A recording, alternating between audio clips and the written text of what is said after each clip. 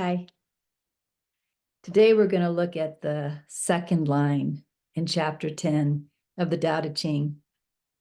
Before we get started, let me just read all of chapter 10 again as a refresher.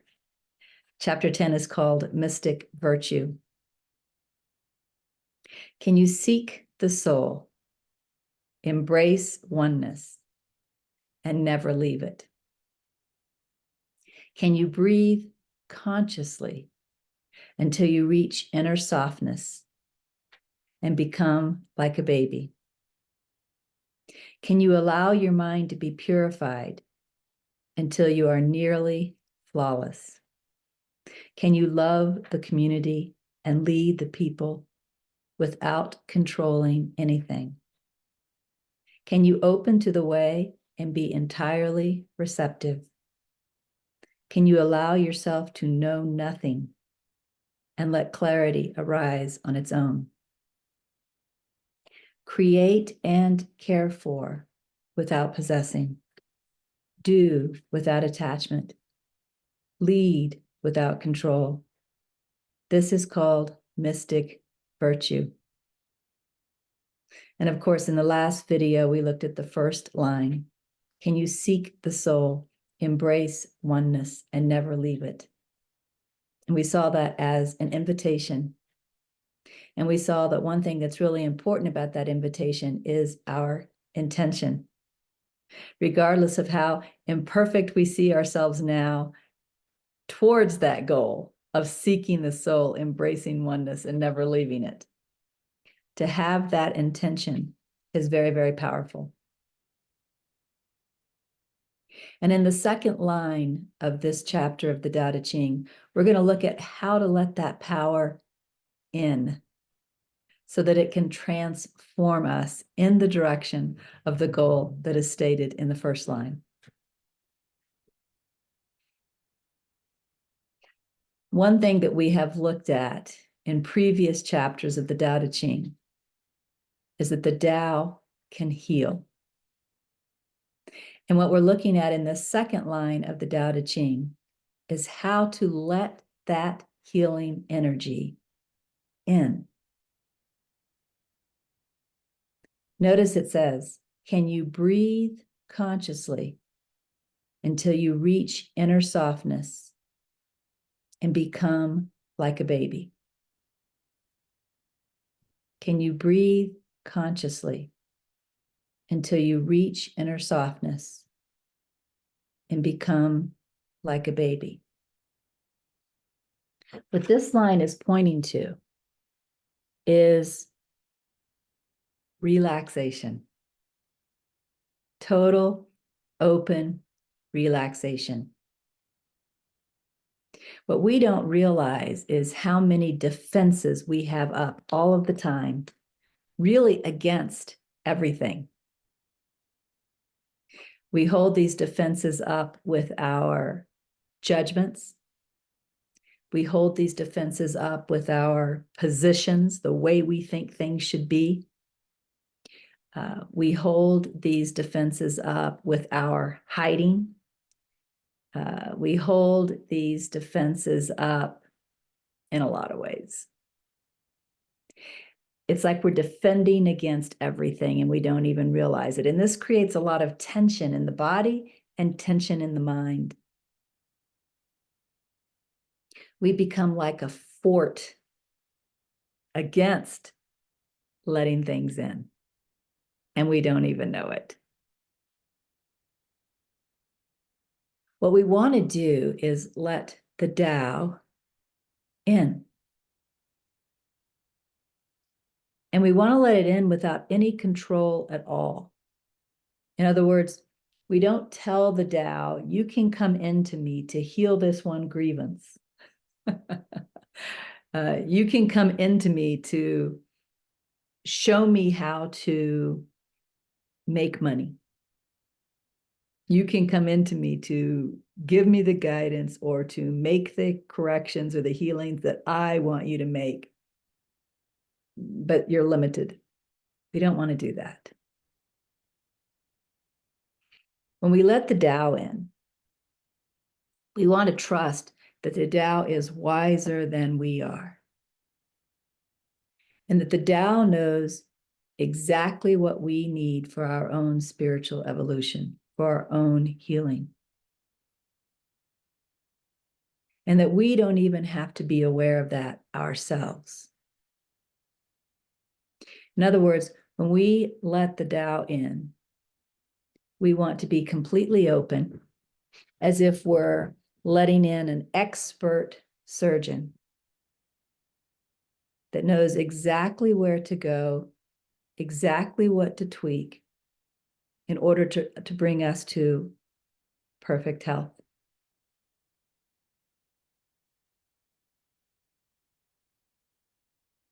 So when this says, can you breathe consciously?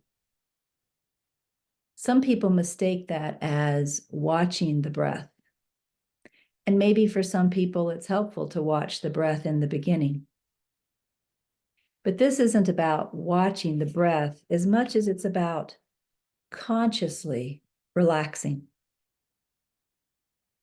You know, when I'm trying to control something in the world, or when I'm trying to avoid something in the world, or when I'm judging something and thinking about how it should be different, there is no awareness of my breath, right? I'm completely caught up in that position, that defense. So if I am bringing awareness of any type to my breath, and you'll find that there are other things we can bring awareness to as well that help us bring us into relaxation. I'll talk about that. If I am bringing awareness to relaxation, then I am not fully caught up in these defenses. In other words, I am leaving the unconscious position of defending and entering into the conscious position of relaxing, which is also not defending. You can't defend and relax at the same time. And it's as if there are these inner doors that are closed when I'm defending and do not let the Tao in for healing. But when I consciously relax, those doors open. And the Tao, the expert surgeon, can come in and do whatever it needs to do inside of my psyche, inside of my heart, inside of my subconscious, to bring me to the next stage of awakening. And again, I don't even need to know what that is. My only job is to relax, to open, and to allow the Tao in. So when we look again at this sentence, it says, can you breathe consciously until you reach inner softness? You see how that's the opening of the doors? You see how that's not defending? And become like a baby. And we'll look a little bit more at what become like a baby means in a second. First, I want to show you some ways to do this relaxing, to bring yourself to this open position so the Tao can come in. A lot of people like to start with deep breaths. There's something about deep breaths that sends a signal to the mind and body that says, we're going to relax now.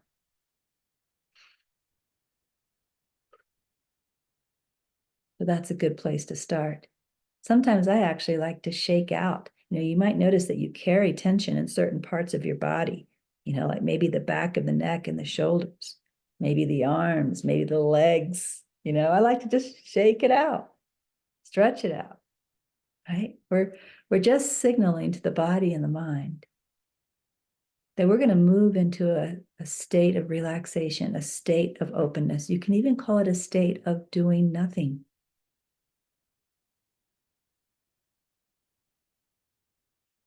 And then there are a lot of different ways to proceed into the next stage. And it really depends on personal preference or personal inclination. In other words, whatever feels most right to you. So I'll introduce a few methods. You may already be aware of all of these. One, of course, is watching the breath. Some people like to sit with eyes closed, pay attention to the inhalation, pay attention to the exhalation. That has never been my inclination. It seems like when I start watching the breath, what happens is I forget how to breathe. So that's not my style. So I'm not going to spend much time there. But if it is your style, please practice it. Please sit and watch the breath and allow relaxation to come as you watch the breath. I can't do it. It doesn't work for me. So there are some other options. Another option that's quite popular is paying attention to the sensations in the body. And this one I do love. And there are a few ways to do this. Sometimes you intentionally start in one place. You might intentionally start at the top of the head and just pay attention to the sensations around the top of the head. And you're not looking for anything special, just whatever is there. Or you could start in the chest, if that feels easier to you. Again, whatever your inclination is. Or you could start with your stress areas like the back of the neck and the shoulders. And just notice the stress and give it permission to relax and just pay attention to it as you give it that permission. Some people like to start with something more physical, like feeling their butt against the chair. It doesn't really matter. The trick is to give your attention to the body, to give your attention to the sensations. Some people like to scan the body in an organized way, like maybe starting at the top of the head, feeling that for a bit, then coming down just a little bit, maybe to the forehead or the eyes, the ears, right, like a band, feeling that for a little bit. Then moving on down to the nose, the mouth, the chin, back of the head, and just feeling that kind of like a band is just scanning down till all the way down to the feet. You could spend easily half an hour just slowly moving that imaginary scan and feeling what's in it as it goes down. Some people prefer to just let the attention jump around. You're like, I just heard a growl in my belly, so maybe I let my attention go to the belly for a while. Maybe there's a tingling in my fingers, so I let my attention go there for a while. And then maybe there's an opening in the heart, so I let my attention go there for a while. Just whatever is natural.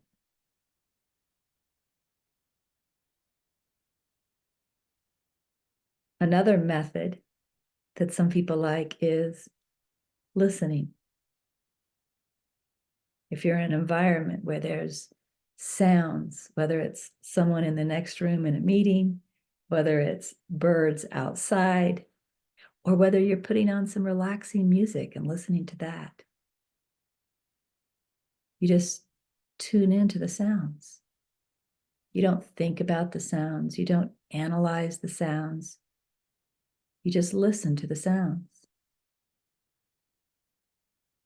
And as you listen, you allow yourself to just relax into nothing but listening.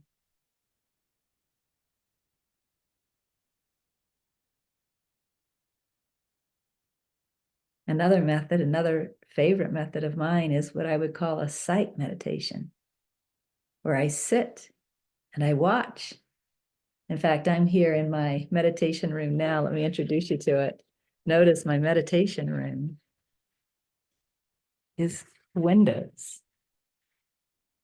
Let me see, I have a snowy day today. Windows.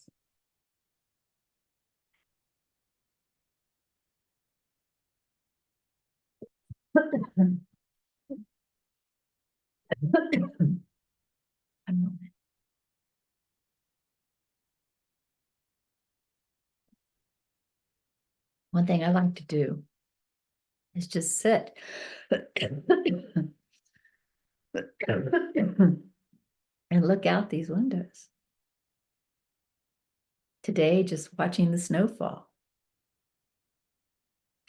Even watching the snow resting on the branches of the trees. Watching the birds flutter about. Sometimes I have views of the mountains. Not today. Not today. But just watching, not doing anything, not thinking about what I'm watching, not analyzing what I'm watching, just watching. Just sitting here, allowing life to be whatever life is going to be outside these windows.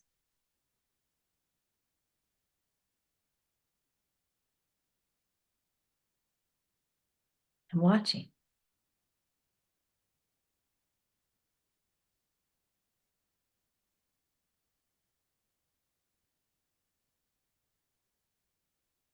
It doesn't really matter which of these methods you pick. It's the goal, it's the intention that has the most power. You aren't doing anything. You aren't trying to accomplish anything. You're simply opening up to the miracle of God. You're opening up to the master surgeon, the master physician. You're opening up to the Tao. And you're letting it and all of its wisdom come into you and do whatever it needs to do. And you could experience this in a variety of ways.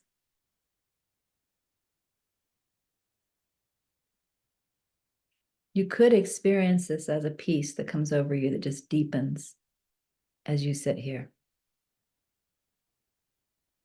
You could experience a love or devotion for truth or for God or for the Tao, or even for devotion itself. You could experience memories or emotions that maybe aren't pleasant coming up. But if that happens, trust that this is happening so that these things can come up and be healed. You simply stay with your practice, whether it's watching the breath or the sensations in the body or listening to sounds or watching the outer environment. You simply stay with your practice and you allow whatever turbulence seems to be arising to arise, while trusting that somehow, again, you don't have to do anything with it. Somehow the Tao is exercising a healing energy. You may experience boredom, resistance. How much longer do I have to do this? That is the ego's resistance to letting the Tao in. That's these subconscious defenses fighting against opening the doors. And so when this happens, just remember how much you want these doors to open. Remember how much you want the Tao to come in and do whatever healing needs to occur. Allow the resistance to be there. Don't fight the resistance. Don't push the resistance away. Fighting, pushing, that's just more defense. And defense plus defense does not equal open. It equals more defended. But just realize, in spite of this boredom, in spite of this mind wanting to get up and walk away, what I truly want is just to go ahead and stay here, even if it feels like nothing is being accomplished. And just stay anyway. Sometimes it's helpful to set an alarm, whether that be 20 minutes, 30 minutes, an hour, whatever feels right to you. The alarm can serve a couple of purposes. One, If you have a day you have to get to, right? You have a meeting at a certain time, or you have to shower at a certain time, or whatever. You don't have to worry about that while you're in this relaxation state. You can just relax in whatever way you're going to relax, and you know that the alarm will tell you when to walk away. So you don't have to worry about, am I sitting here too long? But the other advantage is, if it happens to be a day when these subconscious defenses are resisting opening up, you can say, no matter what this feels like, I'm going to stay until that alarm goes off. So alarms can be very helpful. I used alarms for years. I don't right now, but I did for years. I do have a general time frame now when I know I need to get up and move on, but I don't have alarms. I'm retired. I'm retired. But I wasn't retired for a long time, and those alarms were important. So let's look at this again. Can you seek the soul, embrace oneness, and never leave it? Can you breathe consciously until you reach inner softness and become like a baby? Now, in my translation of the Tao, I have a footnote that says to reference chapter 55. And we're not going to spend a lot of time on 55 now. That would make this video too long. But the title of 55 is Be Committed but Natural. Be committed but natural. Be committed to taking this time to relax. It's wonderful if you can do it every day, if not as much as possible, to relax and open up to the Tao. But again, be natural. We're not trying to force anything. We're just trying to be open and relaxed. That's all we're doing. Open and relaxed. This chapter goes on to talk about what it looks like when you fully become like a newborn baby. That's not going to happen in one session of opening to the Tao. That's not what I want to pay attention to right now. We'll look at that when we get to chapter 55. I want to go down to the last two paragraphs of chapter 55. One says, if you know harmony, in other words, if you have become like this newborn baby in the way the chapter describes, it's because your practice has become constant. In other words, we have learned how to be open, relaxed, and in tune with the Tao throughout our life, throughout our day. If you know harmony, it's because your practice has become constant. If you know the importance of constant practice, you have clarity. So clarity begins with knowing, I really need to sit down for at least half an hour a day, relax, and open myself to the Tao. But that clarity expands where we begin to realize that we don't want to get up from having sat with the Tao for 30 minutes and go back to our defenses. What we really want to do, to the best of our ability, is learn to open up and be relaxed all of the time. This takes us back to that intention that we set with the first line. Can you seek the soul, embrace oneness, and never leave it? But the second line is just as important, because the truth is, none of us can do that with our ego. We need the Tao to come in and reprogram us, heal us. That's why the second line is important. Can you breathe consciously until you reach inner softness and become like a baby? In other words, we'll never be able to embrace oneness and never leave it unless we take these periods of time to sit and open and allow the Tao in. We need that corrective energy, that healing energy of the Tao to move us from wherever we are now towards the goal of embracing oneness and never leaving it. of being in perfect harmony with the Tao, of being like the newborn baby.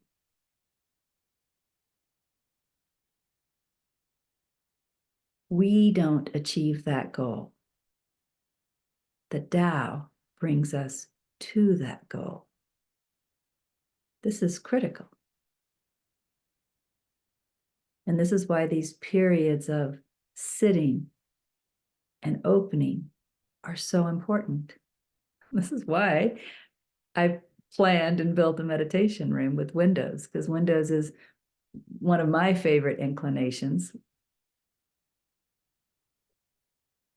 And I wanted this place to just sit every morning and be open to the Tao so that it can bring me further along this path of awakening.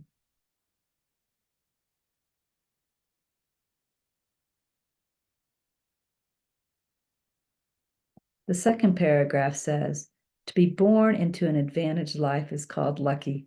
Of course, we want to remember the audience. The audience of this were the officials and the officers of the emperor in the Zhao dynasty. And these people would have had what was considered an advantaged life as compared to like the peasants, right? So you're lucky if you've been if you've been born into the higher ranks of society. Good for you. To be born into an advantaged life is called lucky. To use mental intention to increase spiritual energy is called striving. So if I sit here and I watch my breath or whatever, because I'm trying to increase some spiritual energy, right? That's not what we're talking about here. In fact, the very next line says, striving is not in accord with the way. When things become strong, next they grow weak. In other words, I could sit here in meditation and try and increase some spiritual energy and maybe even have some Kundalini experience or something. But that is just going to fall away. That isn't the same as opening up and letting go of all defenses and letting the Tao in. My goal is to do nothing but relax. To use mental intention to increase spiritual energy is called striving. Striving is not in accord with the way. When things become strong, next they grow weak. Forcefulness is not in accord with the way. If it is not the natural way, it will not last. If it is not the natural way, it will not last. So when I am in my practice, one thing I want to feel for is, am I trying to do anything? And if I can find anything that I am trying to do, I want to drop that and remember, I am not the one that's doing this healing. The mysterious Tao is. Right? Let's look at chapter 1 again and see how we recognize the mysterious Tao. It is the mystery of mysteries. I don't know it. It is the mystery of mysteries. I don't know it, but it is the door to multiple wonders. So I'm letting in something that I can't recognize. I don't recognize it by the fact that my heart tingles, or I don't recognize it by any other symptom of what may be occurring to me in my experience during this meditation. Again, it doesn't matter if the meditation period, the break, the resting seems to be a good period or a tumultuous period, because there's no way I can judge what the Tao is doing or what that is supposed to be experienced like. So my only goal is to commit to this time, be as natural as I can in relaxing and opening and allowing. The rest is up to the Tao. Let's look at this other translation that I brought with me. It's the same translation I used last time by Lynn. I think it was Yutang or something like that. It was a very old translation in 1948. Has lots of Chinese in it.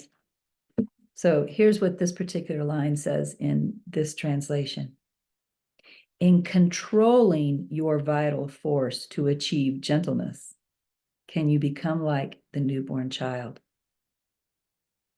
That's not what I've been sharing, is it? In controlling your vital force to achieve gentleness. How do you achieve gentleness through controlling?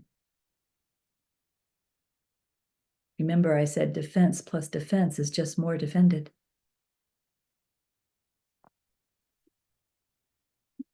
If I go back to the Regina Akers translation and I look at what the exact words were, the exact translation from the Chinese words were focused on air to cause soft, can such as baby.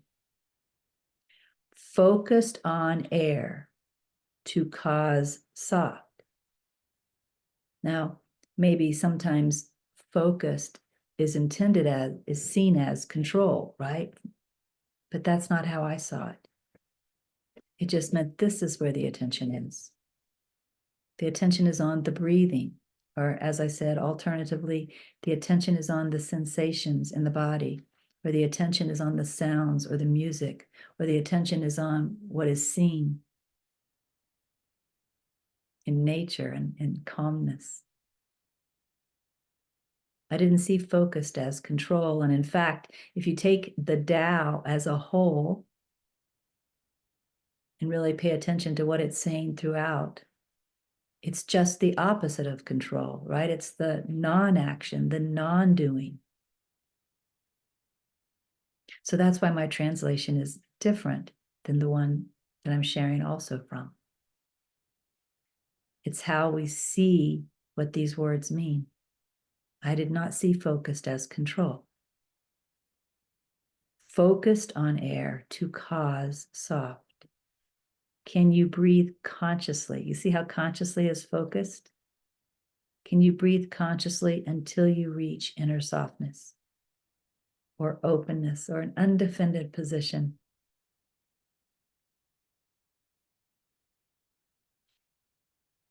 So I think the practice here is obvious, is it not?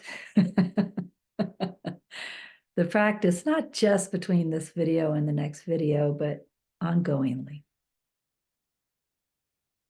is to set some time aside each day if you can, a minimum of 20 minutes, but more if you can, to just consciously relax. Be open and allow the mystery of mysteries into your soul, into your mind, into your heart, into your being, to do whatever it needs to do to bring you to the next stage of healing or awakening or enlightenment. Don't judge what it's supposed to look like. I mentioned it could feel peaceful. It could feel devotional. It could feel tumultuous. It could feel like, oh my God, I don't want to do this. Another thing that could happen is insight or inspiration could spring into your mind, and it could be recognized as insight or inspiration. But you aren't trying to make any of that happen. You aren't trying to do anything. You aren't attempting to achieve any goal. For you, this is a non-action.